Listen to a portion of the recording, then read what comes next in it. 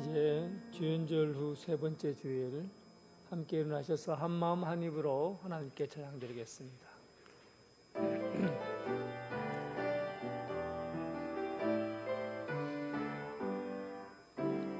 한마음 할렐루야 한입으로 할렐루야 한마음 한입으로 하나님께 영광을.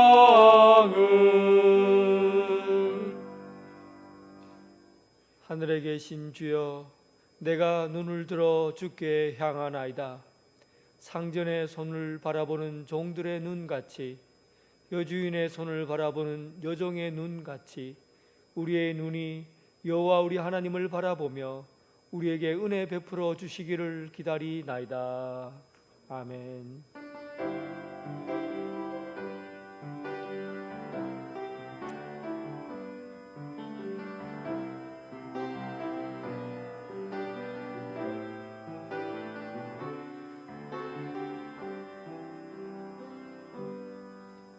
임마누엘 하신 하나님, 오늘도 암탉이 그 날개 아래 병아리를 모음같이 저희들을 주님의 품 안에 불러주셔서 안식과 평안과 은총을 누리게 하심을 감사합니다. 세상이 어수선하고 어둡고 차갑지만 하나님의 말씀은 생명이요 발 앞에 놓인 등불과 같은 것을 믿나이다. 마음과 뜻과 정성을 다하여 드리는 예배를 받아 주옵소서. 하늘의 양식으로 채워주사 은혜와 평강을 얻게 하여 주옵소서. 우리를 죄에서 구원하신 예수 그리스도의 이름으로 기원하옵나이다. 아멘.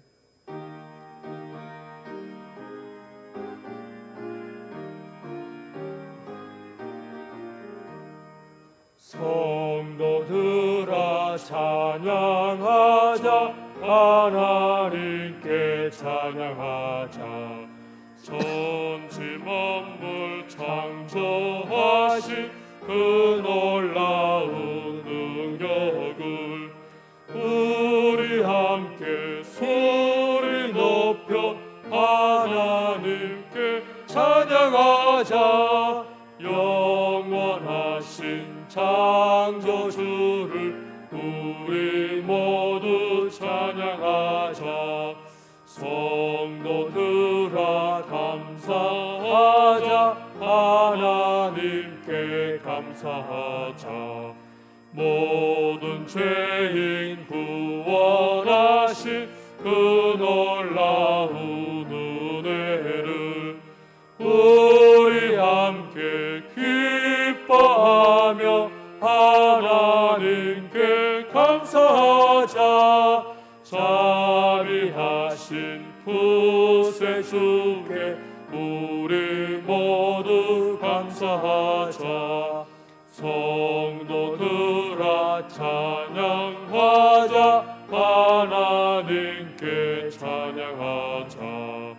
하늘나라 영화로운 그 놀라운 영광을 우리 함께 큰 소리로 하나님께 찬양하자. 천국 영광 찬란함을 우리 모두 찬양하자. 아멘. 사도신경으로 신앙 고백 드리겠습니다. 나는 전능하신 아버지 하나님 천지의 창조주를 믿습니다. 나는 그의 유일하신 아들 우리 주 예수 그리스도를 믿습니다. 그는 성령으로 잉태되어 동정녀 마리아에게서 나시고 본디오 빌라도에게 고난을 받아 십자가에 못 박혀 죽으시고 장사된 지 사흘 만에 죽은 자 가운데서 다시 살아나셨으며 하늘에 오르시어 전능하신 아버지 하나님 우편에 앉아 계시다가 거기로부터 살아있는 자와 죽은 자를 심판하러 오십니다. 나는 성령을 믿으며 거룩한 공교회와 성도의 교제와 죄를 용서받는 것과 몸의 부활과 영생을 믿습니다. 아멘. 교동문 123번입니다.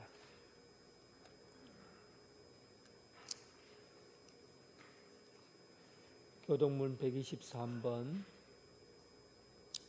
거룩하다 거룩하다 거룩하다 주 하나님 곧 전능하시니여 전에도 계셨고 이제도 계시고 장차 오실 이시라.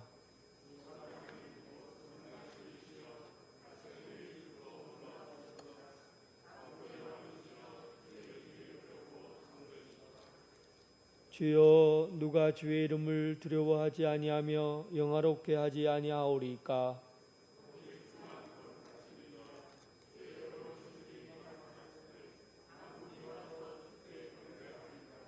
우리 주 하나님이여 영광과 존귀와 권능을 받으시는 것이 합당하오니 주께서 만물을 지으신지라. 보좌에 앉으신 이와 어린 양에게 찬송과 존귀와 영광과 권능을 세세토록 돌릴지어다.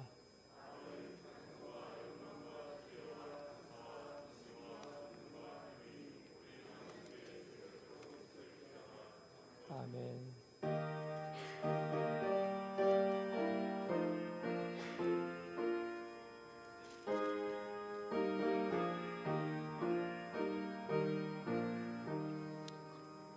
내 마음과 정성을 다하여서 주 나의 하나님을 사랑하라. 내 몸을 아끼고 사랑하듯 형제와 이웃을 사랑하라. 주께서 우리에게 명하시니 그 명령 따라서 살아가리. 널 미워 해치는 원수라도 언제나 너 그렇게 사랑하라. 널 핍박하는 자 위에서도 신실한 마음으로 복을 빌라. 주께서 우리에게 명하시니 그 명령 따라서 살아가리. 나 항상 주님을 멀리하고 형제를 사랑하지 못하였다. 이러한 죄인을 사랑하사 주께서 몸 버려 죽으셨다. 속죄의 큰 사랑 받으리모 내 생명 다 바쳐 충성하리.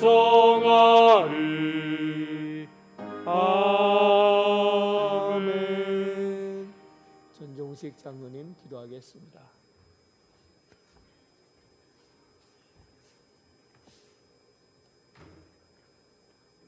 이 땅의 어둠을 밝히시려고 예수 그리스도를 저희들에게 보내신 사랑과 자비의 하나님 아버지, 죄와 허물로 죽었던 저희들을 먼저 택하여 주시고 십자가 구원의 은혜로 생명 안에 살게 하여 주시니 참으로 감사드립니다. 거룩한 주님의 날 함께 모여 예배드리는 이 공간과 시간 속에 또 각 처소 위에 성령 하나님을 모셔드리오니 임하시고 다스려 주옵소서. 살아 역사하시는 주님의 생명력이 각 가정과 교회와 모든 예배자들 위해 넘치도록 임하시어 주의 영광을 보게 하여 주옵소서. 예배드리는 이 시간이 소망과 기적의 자리가 되게 하여 주옵소서. 세상은 염려와 두려움과 근심 걱정뿐이지만 선한 목자 되신 주님께서 저희를 인도하심을 믿기에 한 걸음 한 걸음 주님과 동행하기를 원합니다. 물질과 정욕의 사슬을 벗어버리고 진실함으로 주의 얼굴을 구하며 나아가오니 모든 주의 자녀들에게 한없는 은혜와 위로와 회복과 하늘의 소망을 더하여 주시옵소서. 우리 언양제일교회를 주님께서 사랑하여 주시고 이 땅의 소망의 등불로 밝혀주시니 감사드립니다. 올 한 해 함께 지어져가는 교회라는 말씀을 통해 하나님의 권속이며 모퉁이 돌 되시는 예수 그리스도를 중심으로 하나님이 거하실 처소가 되기 위하여 성장하는 권속들 되게 하시고 십자가에 나타난 자기 희생과 피 흘림이 교회 공동체 안의 사랑으로 흘러넘치게 하여 주옵소서. 우리의 가정을 지키시고 세밀하게 인도하시는 하나님, 그동안 코로나19로 인해 온라인 예배로 각 가정을 성전 삼아 정해진 처소에서 예배하는 모든 예배자들과 함께 모여 예배드리고 싶은 갈급함과 감격을 주심에 감사드립니다.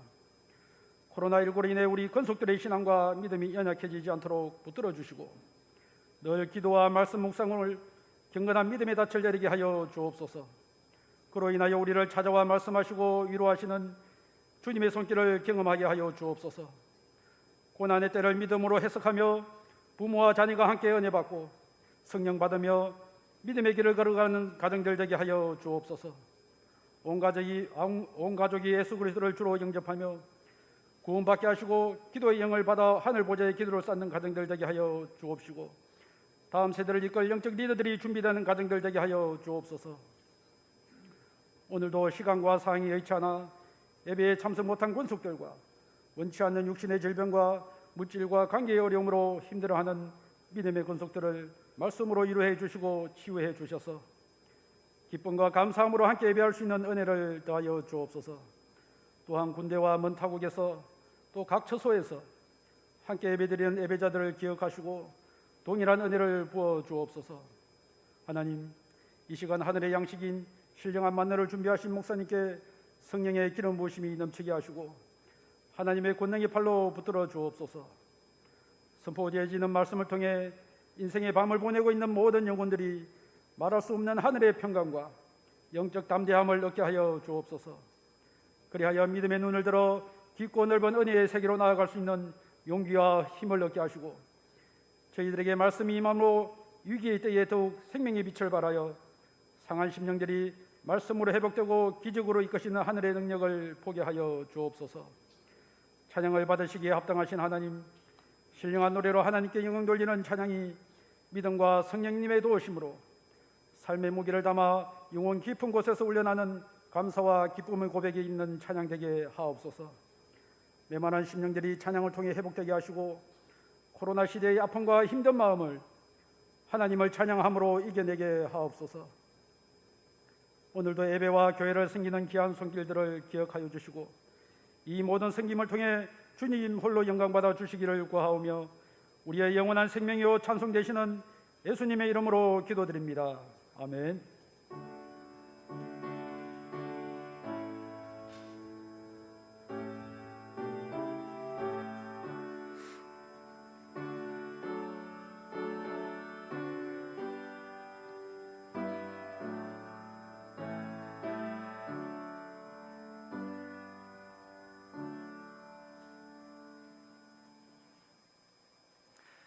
성도 여러분 반갑습니다. 주님의 사랑으로 사랑합니다. 우리 교회 처음 오신 여러분을 진심으로 환영합니다. 새 가족을 등록하시고 마련된 환영의 자리에 오셔서 친교를 나누시기 바랍니다. 오늘은 주연절 세 번째 주일입니다. 오늘부터 주일 낮 예배는 일부 예배로 드립니다. 1부는 오전 9시 마태 마가 교구, 2부는 오전 11시 누가 요한 교구입니다. 차량은 정상적으로 운행합니다.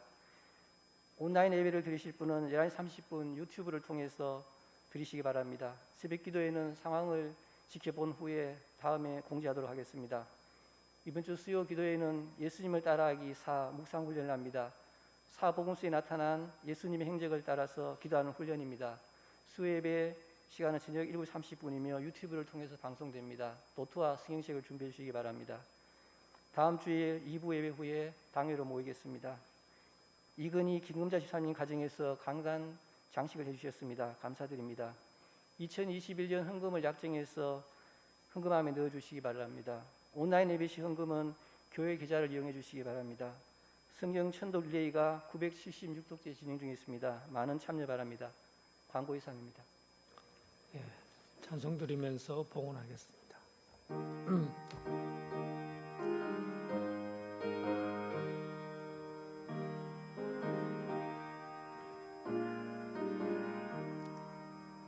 주님 주신 거룩한 날 기쁨으로 주 앞에 와 기도하고 찬양하며 주께 경배 드립니다. 내게 주신 귀한 물질 하나님께 드리오니 기뻐 받을 제물로서 연락되게 하옵소서. 아멘. 은혜로우신 하나님, 우리에게 일용할 양식을 주시고 필요한 물질로 채워주셔서 감사합니다. 한 주간 살면서 양식의 소중함을 알게 하시고 세월을 아끼고 열심히 부지런히 살아가게 하여 주옵소서.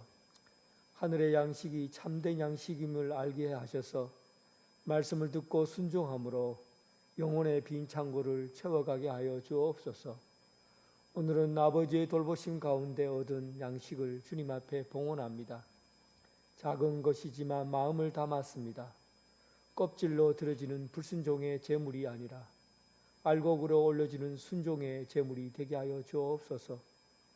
모든 것이 하나님께로부터 온 것을 알기에 땀 흘려 일한 것에서 10의 1조를 구별하여 드립니다. 감사의 조건들을 계산하여 드리는 것이 아니라 주님의 은혜에 감격하여 헌금을 드립니다.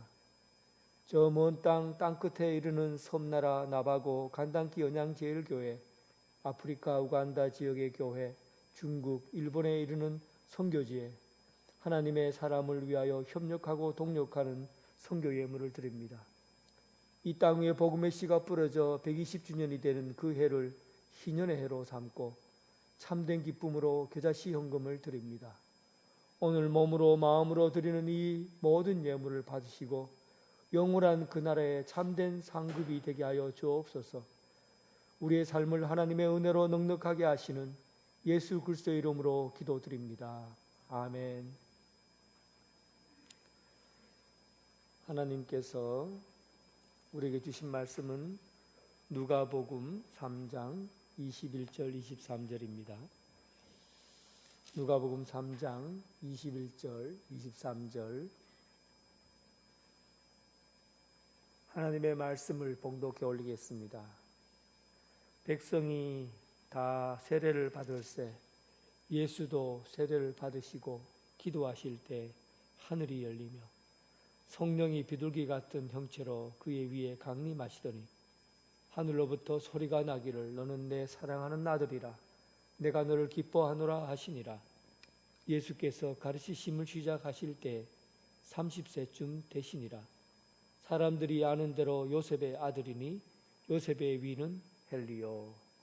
아멘.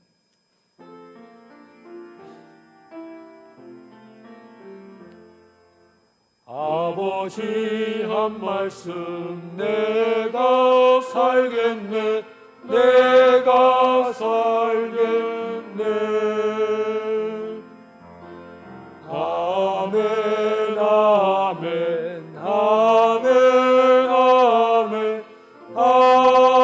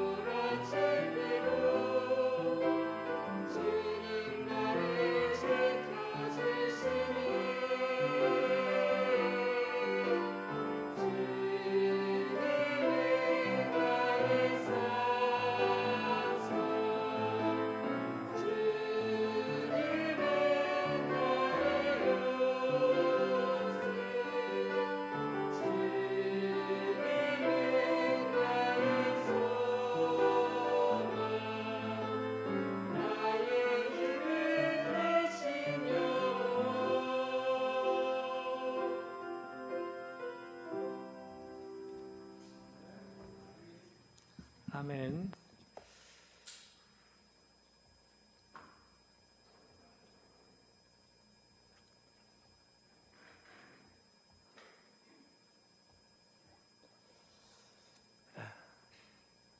주님의 평강이 여러분들과 함께하길 바랍니다.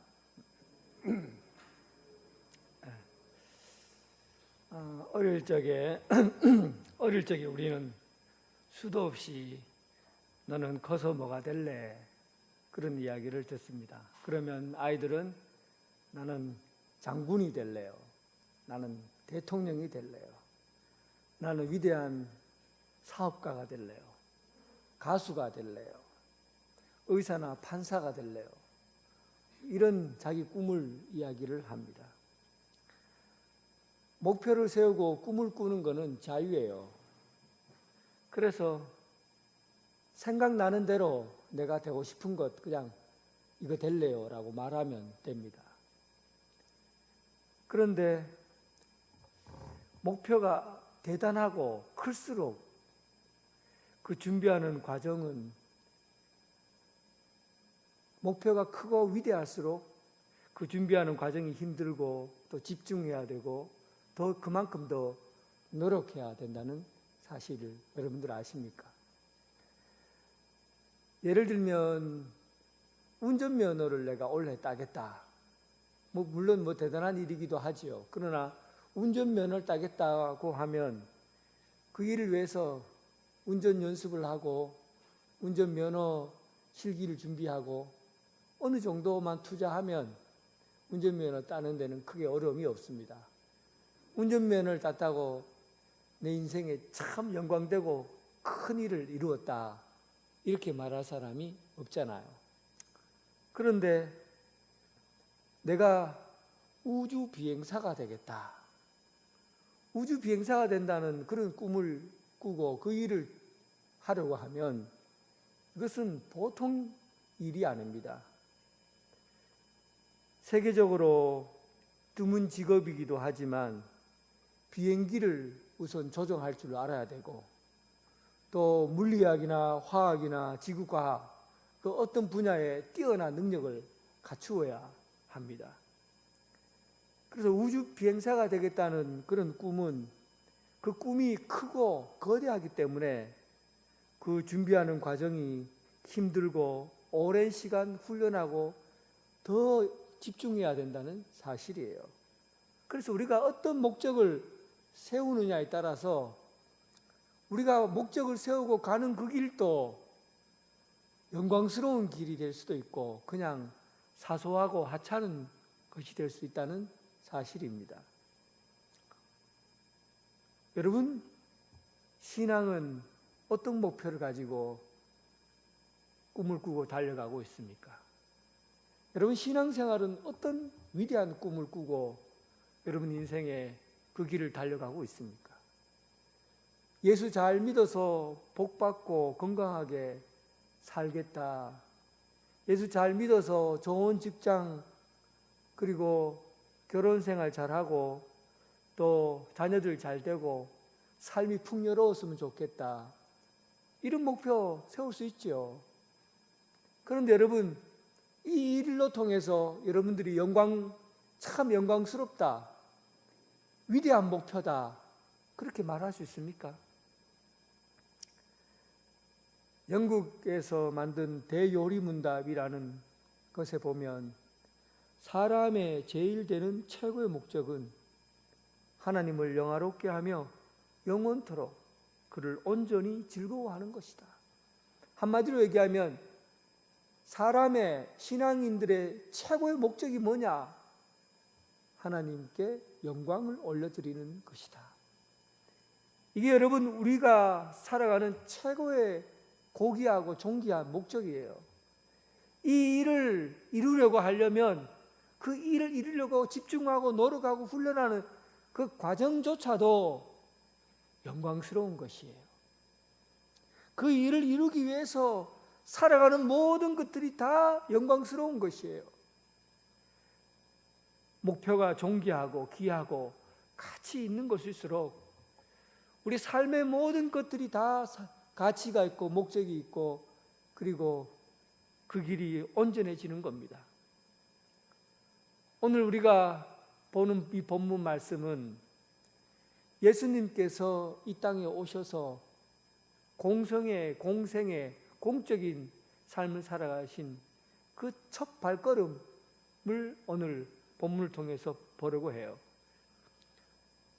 우리 인생의 목적이 하나님께 영광을 올려드리는 것이다라고 그것을 우리의 목적으로 세웠다고 한다면, 하나님의 목적을 이루기 위해서 우리가 할 수 있는 것은 예수님께서 이 땅에 오셔서 걸어가신 그 길을, 우리가 그 길을 따라가는 것이 목적을 이루는 길이에요.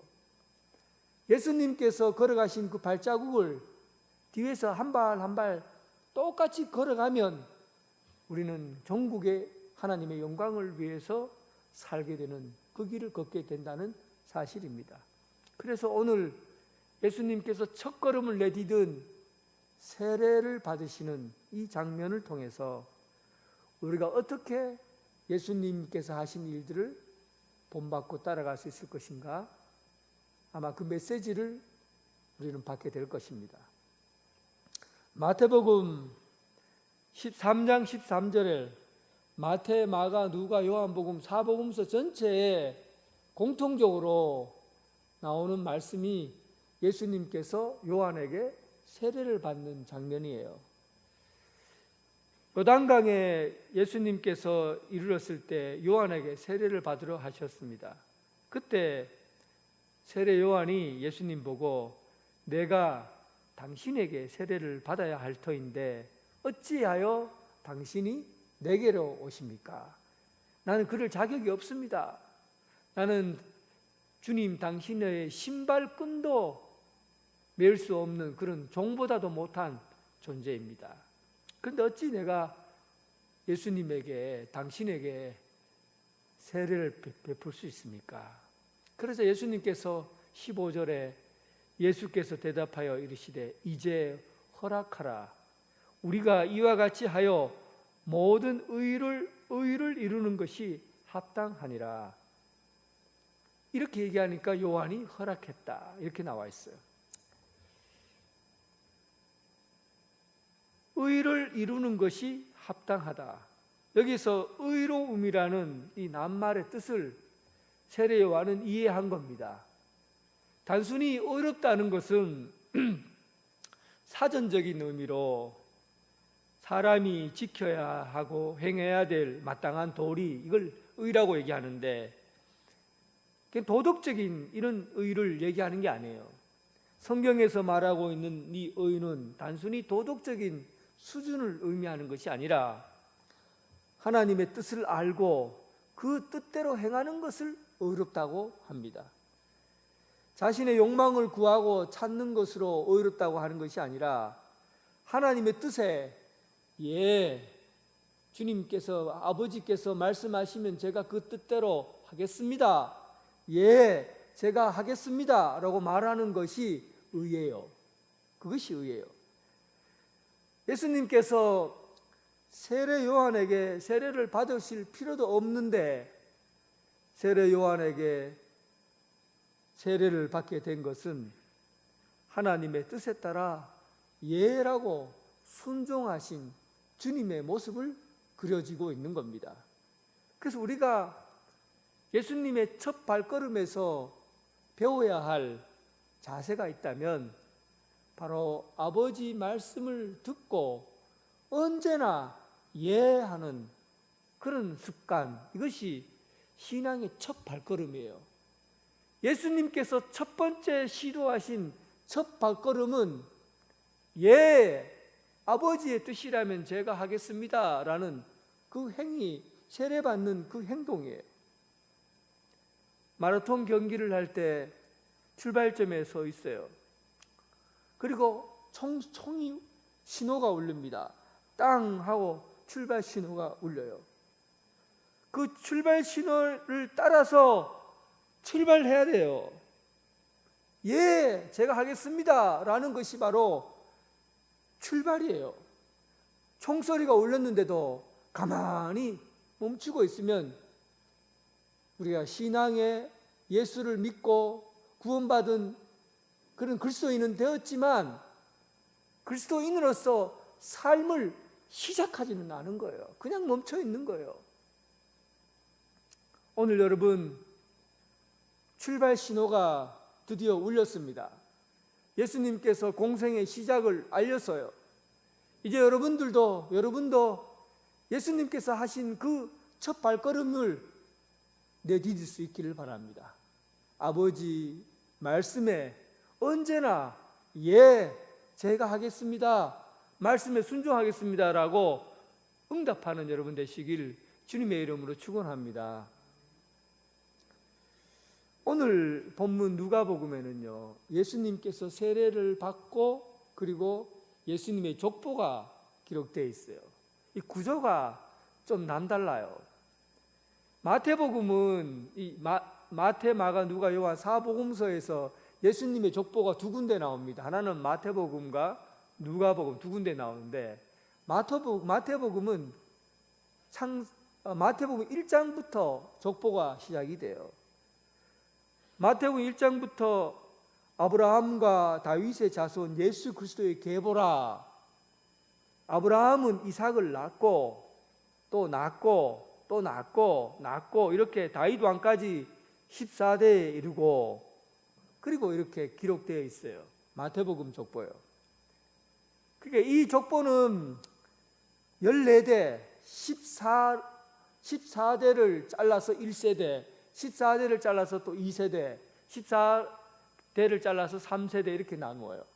그러니까 아브라함부터 다윗까지 1세대로 삼고 또 다윗에서 바벨론 기항까지 또 한 세대로 삼고 바벨론 기항부터 예수 그리스도께서 나심까지 14대로 또 한 세대로 삼아요. 마태복음의 족보는 역사성과 사실은 거의 상관이 없어요. 사람 이름이 들쑥날쑥하고 또 정확하게 이렇게 연대에 맞춰서 기록한 그런 내용은 아니에요. 다윗이라는 사람을 기준으로 해서 14대로 나눈 겁니다. 유대인들은 참 재미있는 습관을 가지고 있어요. 이 알렛, 베드, 김벨, 달렛 이렇게 히브리어가 시작되는 이 글자 ABCD라는 그런 글자에 우리나라 말로 가나다라라는 그 글자에 숫자를 다 매긴 거예요. 그러니까 1이라고 하면 예를 들면 알렛, 그러니까 가 그러면 1, 나, 2 이렇게 숫자를 다 매긴 거예요. 그래서 여러분 그 666이라는 그 단어도 숫자를 매겨서 그때 당시 로마 황제의 이름을 따서 비교를 해보면 666이라는 숫자가 나옵니다. 그러니까 다윗이라는 숫자를 다 계산해 보면 14라는 숫자가 나와요. 그래서 이스라엘의 족보 다윗의 마태는 다윗 왕조를 하나님 나라의 약속을 받은 다윗 왕조의 이름을 따서 14대 이렇게 나눈 겁니다. 그래서 마태복음에서 다윗 왕조는 하나님의 약속을 이어가는 다윗 왕조가 세워지고 그 다윗 왕조에 의해서 하나님의 약속 메시아가 탄생된다는 그 내용을 마태는 기록하고 있는 겁니다. 근데 누가복음은 이 구조가 또 달라요. 누가복음은 그 족보가 아주 특이한 방식으로 기록되어 있어요. 23절 예수께서 가르침을 시작하실 때 30세가 되니라 사람들이 아는 대로 이렇게 기록하면서 요셉의 아들이니 예수부터 시작하는 거예요.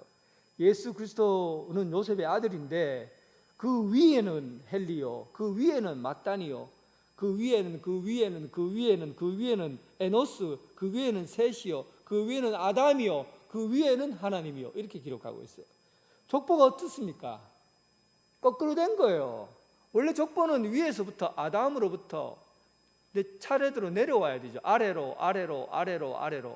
마태복음은 그렇게 돼 있어요. 낳고 이게 원래 족보예요. 그런데 누가복음은 그 위는 이렇게 기록되어 있다고요. 족보의 순서가 뒤집어져 있어요. 제일 밑에 예수 그리스도가 탄생한 그부터 위로 올라와서 족보를 기록하고 있는 겁니다. 왜 이렇게 누가는 역사성이 뛰어나고 역사적인 기록이 정확한 누가는 왜 족보를 뒤집어 놨을까?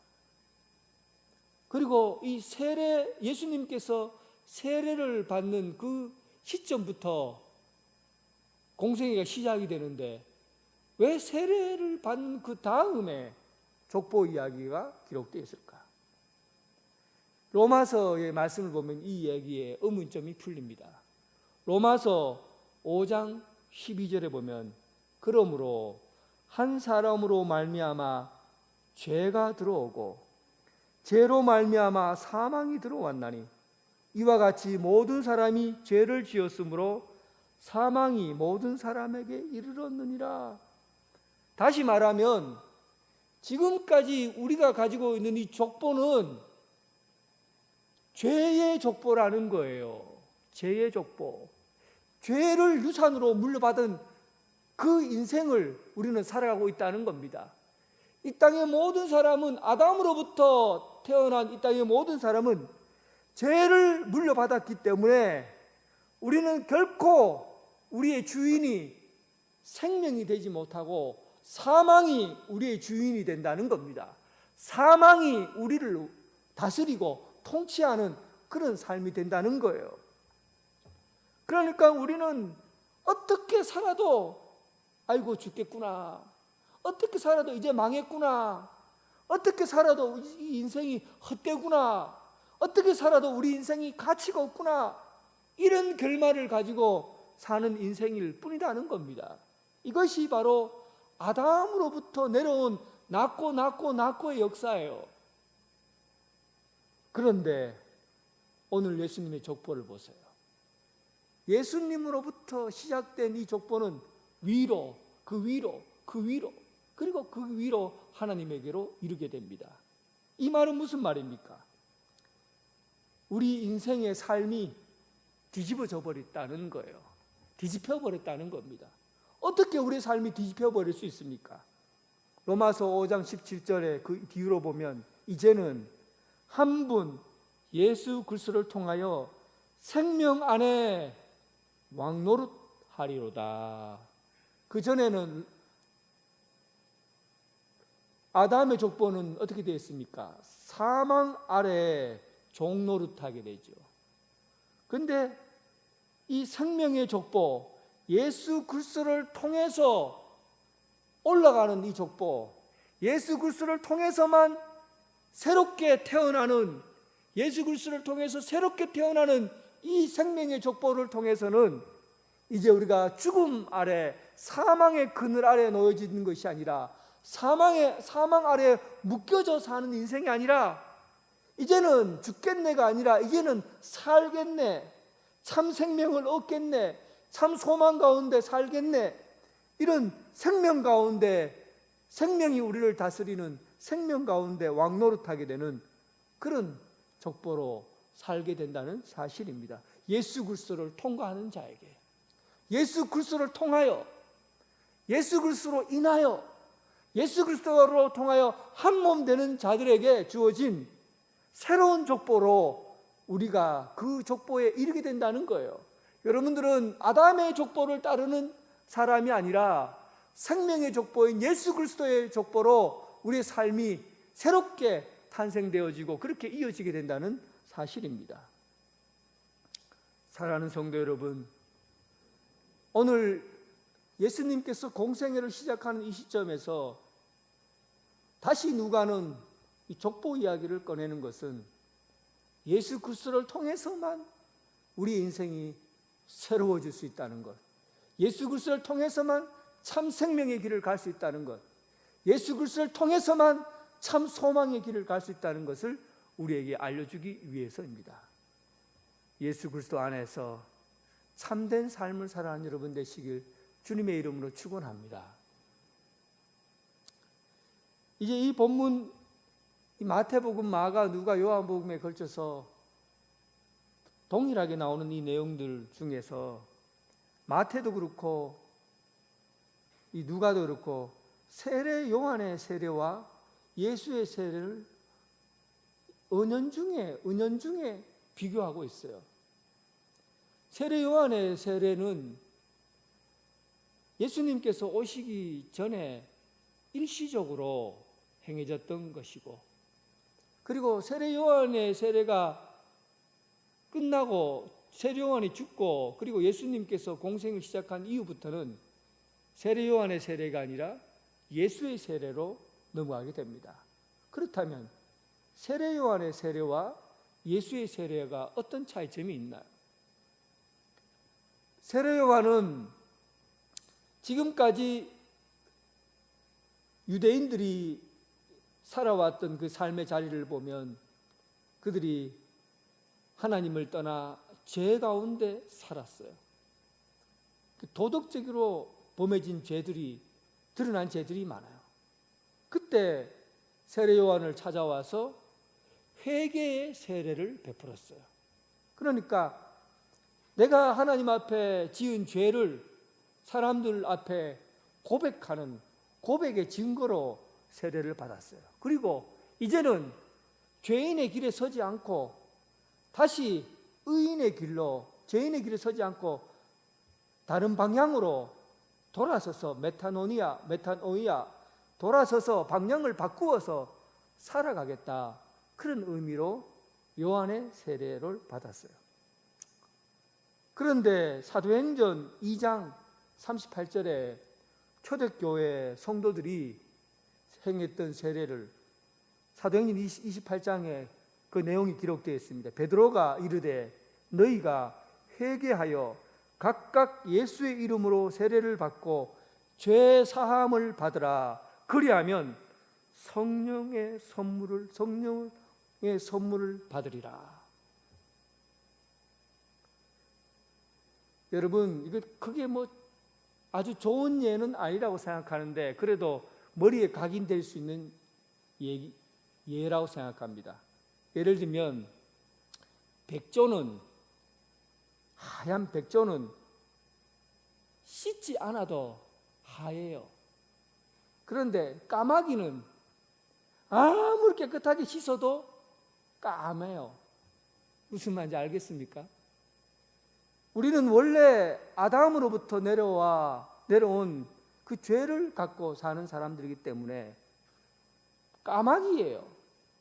죄 가운데 사는 사람은 아무리 매일매일 내가 죄를 고백하고 잘못했다고 용서를 빌어도 그건 까마귀예요. 죄가 씻어지질 않아요. 용서함을 받지 못해요. 그런데 백조는 씻지 않아도 하얘요. 그러면 우리가 어떻게 까마귀에서 백조가 됩니까? 성경에는 이렇게 되어 있어요. 죽어서 다시 태어나야 된다는 겁니다. 그러니까 죽어서 다시 태어난다는 말은 요한복음에 거듭난다는 말로 표현되어 있어요. 거듭난다. 새로 태어나야 되는 거예요. 예수님의 세례는 바로, 세례 요한의 세례는 죄를 고백하는 것이지만 죄 용서함은 받지 못합니다. 세례 요한의 세례는 죄를 고백할 수는 있지만 용서받고 치유받고 구원받지는 못해요. 영원한 생명이 없어요. 예수를 통하지 않았기 때문에. 그냥 내가 죄를 지었다는 죄인임을 고백하는 것이고, 까마귀가 자기 몸을 씻는 것에 불과한 거예요. 그런데 예수 그리스도를 믿고 예수 그리스도를 통해서 연합된 사람, 십자가와 부활을 통해서 죄사함을 받고 새로 태어난 사람, 이런 사람들은 백조예요. 그때 내가 주님 앞에 죄를 고백하고 자백하면 거룩하고 온전하고 순전한 몸으로 다시 태어나는 것이죠. 그러니까 예수 그리스도의 세례와 요한의 세례가 다른 겁니다. 요한의 세례는 단순히 죄를 고백하는데 그치지만, 또 내가 죄를 고백했다는 증표로서 세례를 받는 것이지만, 예수 그리스도의 세례는 바로 내가 거듭났다는 것이고 새로 태어났다는 것이고, 죄로 인해서 죽을 수밖에 없는 사람이 예수 그리스도를 통해서 죄 사함을 받았다라는 근거가 되는 것이기에 어찌 세례 요한의 세례와 비교할 수가 있겠습니까? 요즘 사람들은 세례를 아주 가볍게 생각해요. 세례 받는 것을 무슨 증명서 하나 그냥 얻는 것, 증명서 하나 따는 것으로 생각해요. 꼭 세례를 받고 교회를 다녀야 되느냐, 세례 받지 않고 신앙생활 잘하면 안 되느냐, 이런 아니란 생각을 하는 사람도 있어요. 이것은 세례의 그 깊은 의미를 모르기 때문에 그래요. 영남신학교 저희 신학 교수인 김동건 교수가 세례의 의미를 3가지로 요약해서 설명하는데, 저는 아주 적당한 설명이라고 생각해요. 먼저 그 배경이 되는 본문이 로마서 6장 3절입니다. 6장 3절 말씀을 보면, 그러므로 우리가 주의 죽으심과 합하여 세례를 받음으로 그와 함께 장사되었나니 이는 아버지의 영광으로 말미암아 그리스도를 죽은 자 가운데 살리심과 같이 우리도 또한 새 생명 가운데 행하게 하려 함이라. 그러니까 세례의 첫 번째 의미는, 세례는 그리스도와 연합하여 하나가 되고 그리스도를 주로 받아들이는 행위를 세례라고 해요. 그러니까 십자가에 죽으시고 부활하신 예수 그리스도와 하나됨으로 인해 과거와는 다른 완전히 새로운 사람으로, 옛사람은 죽고 새로운 사람으로 거듭난다는 의미예요. 새 사람이 된다는 그런 의미예요. 두 번째 세례는 공동체 앞에서 이루어지는 신앙 고백적인 의미를 지닙니다. 이 말은 무슨 말이냐면, 여러분, 결혼식은 개인이 2사람이 우리 결혼하자 서로 반지 껴주고 키스하고 이러면 결혼식이 되는 게 아니에요. 결혼식은 공적이고 사회적인 의미를 반드시 지닙니다. 많은 사람들 앞에서 우리 둘이 하나님 앞에서, 사람들 앞에서 결혼했습니다라는 그런 증인들이 있어야 되고, 그 증인들 앞에서 자기의 약속을 고백해야 되는 거예요. 그래야 결혼식이 이루어집니다. 마찬가지로 세례라는 것은 이 예식을 통해서 예수 그리스도와 한 몸이 되었고 또 그리스도 안에서 지체가 되었다는 것을 사람들 앞에서 고백하는 그 신앙 공동체, 고백의 공동체라는 거예요. 그래서 여러분, 우리 성도들은 이런 신앙 고백의 토대 위에서 함께 모여진 공동체인 겁니다. 세 번째, 이 부분 대단히 중요해요. 우리는 우리 예수 그리스도의 세례를 통해서 좀 간과하고 있는 부분이 이 세 번째예요. 예수님의 세례는 성령이 오셔서 우리를 거룩하게 하신다는 거예요. 세례를 받는 순간 성령이 임하시는 거예요. 세례받은 자들에게 동일하게 일어나는 현상이에요. 성령님이 우리와 함께 계시고 우리와 동행하시고 우리를 위해서 함께 살아가고 계시는 그 성령님을 경험하게 된다는 겁니다. 목사가 집례를 하지만 그때 성령님이 오셔서 거룩한 신자로 구분시켜 주신다는 겁니다. 마태복음 4장 11절에는 이렇게 분명하게 기록되어 있어요. 예수님께서 성령과 불로 세례를 준다. 예수님의 세례는 성령으로 불로서 세례를 준다, 이렇게 되어 있어요. 성령이라는 말과 불이라는 말은 동일한 이야기예요. 상징적인 의미는 동일한 얘기예요. 그러니까 여러분, 우리가 백조가 되어도 거룩한 삶을 살아 거룩한 사람으로 새로 태어나도 의로운 사람이 되어도 그래도 죄를 짓잖아요. 그래도 죄의 유혹에 빠지잖아요. 그래도 육신의 욕망에 이기지 못하고 허덕허덕거리잖아요. 그럴 때 여러분, 세례받은 이에게 찾아오셨던 성령님을 구하고 성령님을 찾으면 성령님께서 우리에게 불같이 임하셔서 우리의 죄의 유혹을 태워버리시고 죄의 생각을 태워버리시고 죄의 삶을 완전히 불러 태워버리신다는 것이에요. 그러니까 우리는 세례받은 자에게 주어지는 영적인 능력이 있다는 사실을 우리는 간과하고 있어요. 세례는 여러분 증명서를 받고 끝나는 게 아니에요. 성령님께서 우리와 함께 하시면서 육신의 정욕에 빠지지 않고 육신의 삶을 살지 않도록 돌보시고, 그리고 죄악에 거할 때 주님을 구하면 완전히 그 죄의 삶에서 태워버리시는 불같은 능력으로 임하시는 성령의 역사를 경험하게 된다는 사실이에요. 그러니 여러분, 우리 인생에서 가장 감격적인 순간이 있다면 그 시간이 언제입니까? 바로 세례를 받는 감격이에요.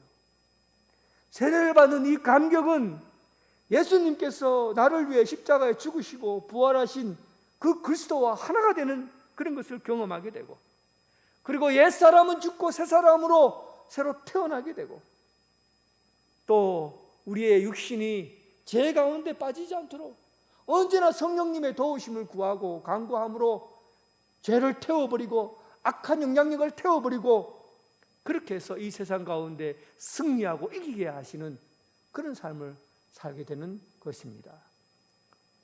사랑하는 성도 여러분, 우리와 함께 하시는 성령님의 도우심으로 이 세상 가운데 반드시 승리하는 삶을 살아가는 여러분 되시길 주님의 이름으로 축원합니다. 마가복음 1장 10절에서 11절에 보면 예수님께서 물에서 올라오실새 하늘이 갈라지고 성령이 비둘기같이 임하셨다라는 장면이 나옵니다. 이 본문은 진짜 할 말이 되게 많아요. 그런데 이 중에서 한 가지만 말씀을 정리해 보겠습니다. 물에서 올라오실 때 하늘이 갈라졌다는 이 단어예요. 이 단어를, 이 원문을 제대로 해석을 못했어요. 갈라진다라는 말은 헬라어로 보면 정확합니다. 스키조메누스라는 단어를 쓰는데, 이 스키조메누스라는 단어는 정확하게 얘기하면 찢어진다는 얘기예요.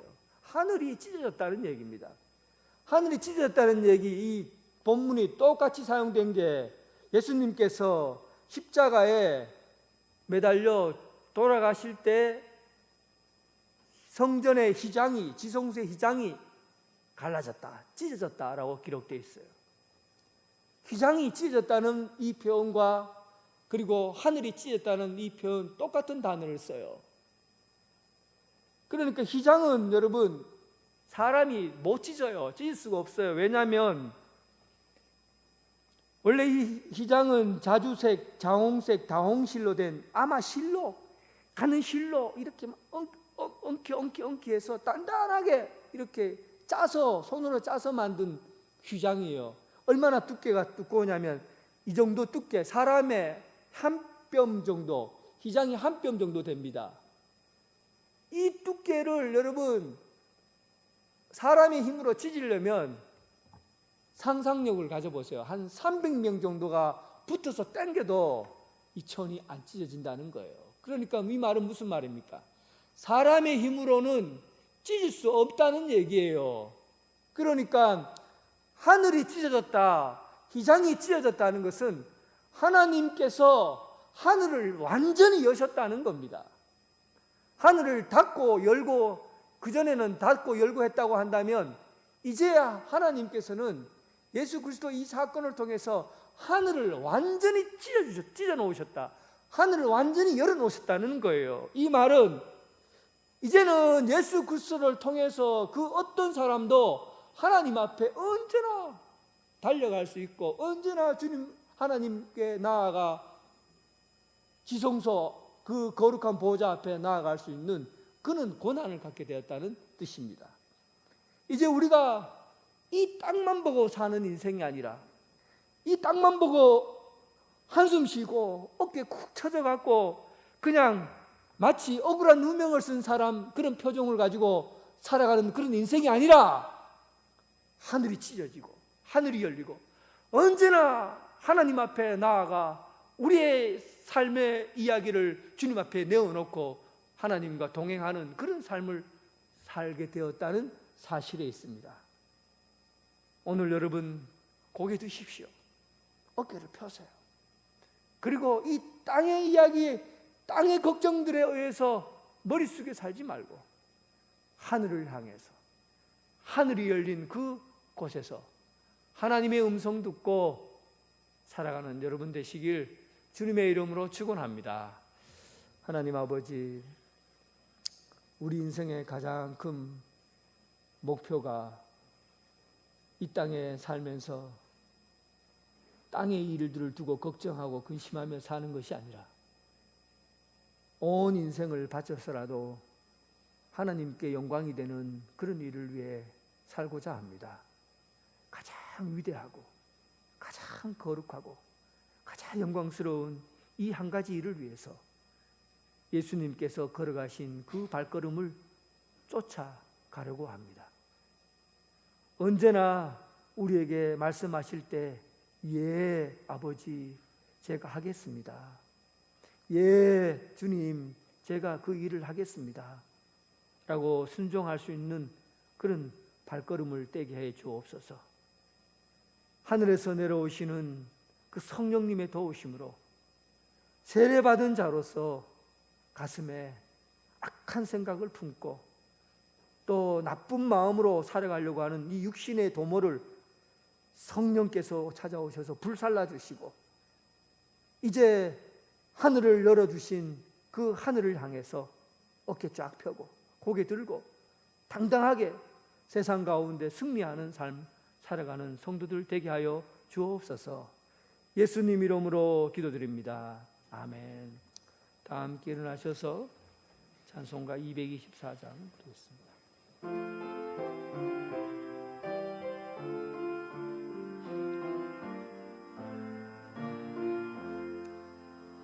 정한 물로 우리 죄를 모두 씻어 주시사 주의 자녀 삼으시고 은혜 내려 주소서. 빛난 옷을 입으시고 사랑으로 채우며 주의 성령 임하시니 기쁨 넘치옵니다. 주님 앞에 나온 사람 하늘 잔치 참여해 주의 잔과 생명떡을 받아 먹게 하소서. 죄와 영혼 물리치고 주와 동행하면서 하늘나라 신인 되어 승리하게 하소서. 거룩하신 주의 뜻을 우리 알 수 없으나 주님 앞에 존귀 영광 찬양하게 하소서. 죄를 씻고 성령 받아 주님 앞에 나오니 사랑으로 우리들을 새로 빚어 주소서. 이제는 예수 그리스도의 은혜와 극진하신 하나님의 사랑과 성령님의 교통하심이 이제 아담의 족보로 이어지는 죄와 사망에 이르는 그런 삶을 사는 것이 아니라 이제 예수 그리스도의 족보로 새 생명 얻고 예수 그리스도와 연합하여 새 생명 얻음으로 이제 죄와 사망의 권세에서 생명의 부활의 능력으로 다시 사는 그런 은혜 가운데 살기를 원하는 오늘 이 자리에 세례받고 함께 참여하는 성도들과 그리고 각 가정에서 예배드리는 성도들 위해 지금부터 영원토록 함께 하시기를 간절히 축원하옵나이다. 아멘.